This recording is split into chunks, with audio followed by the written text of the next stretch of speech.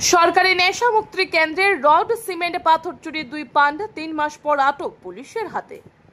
সরকারি নেশা মুক্তি কেন্দ্রের বড় সিমেন্ট রড পাথর চুরি 2 পান্ডাকে 3 মাস পর আটক করল বিশ্রামগঞ্জ থানার পুলিশ। গোপন সূত্রে খবর পেয়ে বিশ্রামগঞ্জ থানার ওসি সুবিমল দেবনাথ সোমবার দুপুরে বিশ্রামগঞ্জ রেলওয়ে স্টেশন থেকে তাদেরকে আটক করে থানায় নিয়ে আসে।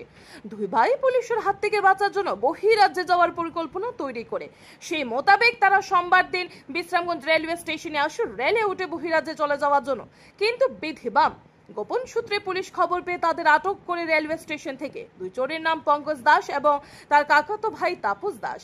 তাদের বাড়ি মেলাঘর পালপাড়া এলাকায়। বিশ্রামগঞ্জ সিপাহীজলা জেলার মুখ্য স্বাস্থ্য আধিকারিক অফিস কমপ্লেক্সের পেছনে রাজ্যের মুখ্যমন্ত্রীর হাতে ভিত্তিপ্রস্তর স্থাপন হয় সিপাহীজলা জেলা সরকারি নেশা মুক্তি কেন্দ্রে। এই নেশা মুক্তি কেন্দ্রটি ছিল 200 শয্যা বিশিষ্ট। 3 মাস পূর্বে এই নেশা মুক্তি কেন্দ্রের কাজ শুরু হয়।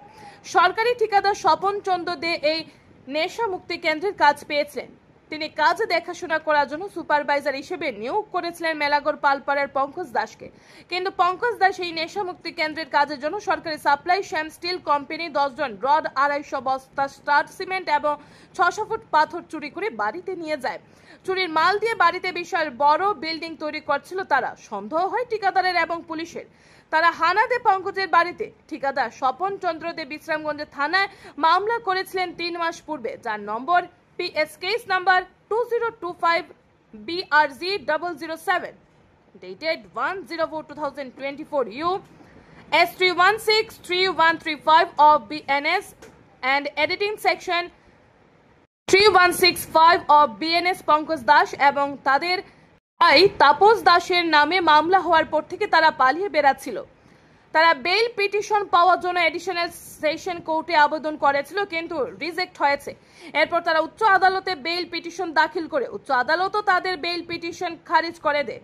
মামলা হওয়ার সঙ্গে সঙ্গে বিশ্রামগঞ্জ থানার পুলিশ এবং মেলাঘর থানার পুলিশ পঙ্কজ দাস এবং তার ভাই তাপস দাসের বাড়ি থেকে 8800 কেজি রড 400 ফুট পাথর উদ্ধার করে, কিন্তু সিমেন্টগুলো উদ্ধার করতে পারেনি পুলিশ। মামলা হওয়ার পর থেকে তারা পালিয়ে বেড়াচ্ছিল। গোপন সূত্রে খবর পেয়ে বিশ্রামগঞ্জ থানার পুলিশ সোমবার দুপুরে দুই ভাইকে বিশ্রামগঞ্জ রেল স্টেশন থেকে আটক করে থানায় নিয়ে আসে। 5 দিনের রিমান্ডে চেয়ে তাদেরকে বিশালগড় মহকুমা আদালতে পাঠানো হয়েছে।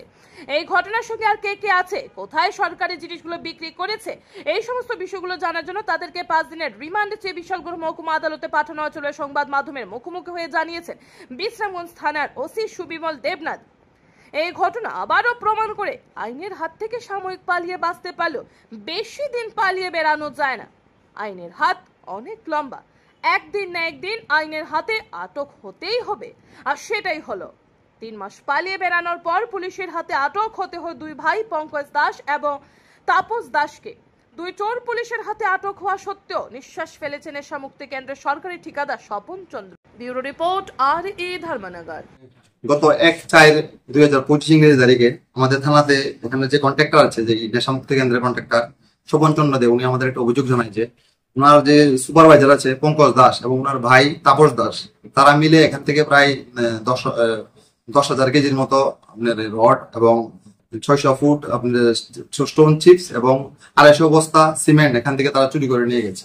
তো সেই মোতাবেক আমাদের থানাতে একটা কেস হয়, কেস নাম্বার হচ্ছে 7/2025। ওই কেসটা নিয়ে আমরা প্রথমেই যে পঙ্কজ দাস তার বাড়ি থেকে আমরা প্রায় 8800 কেজির মতো রড এবং 400 ফুট আমরা এই স্টোন চিপস তার বাড়ি থেকে রিকভার করি।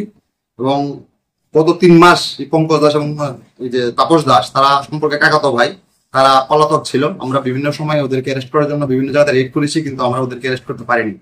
তো ইন দ্য মেইন তারা আমাদের এখানে মাননীয় এডিশনাল সেশন জজ কোর্টে বেল পিটিশন করে, ওখানে তাদের বেল রিজেক্ট হয়ে যায়। তারপরে তারা আবার হাইকোর্টে বেল করে, হাইকোর্ট থেকেও তাদের বেল রিজেক্ট হয়ে যায়।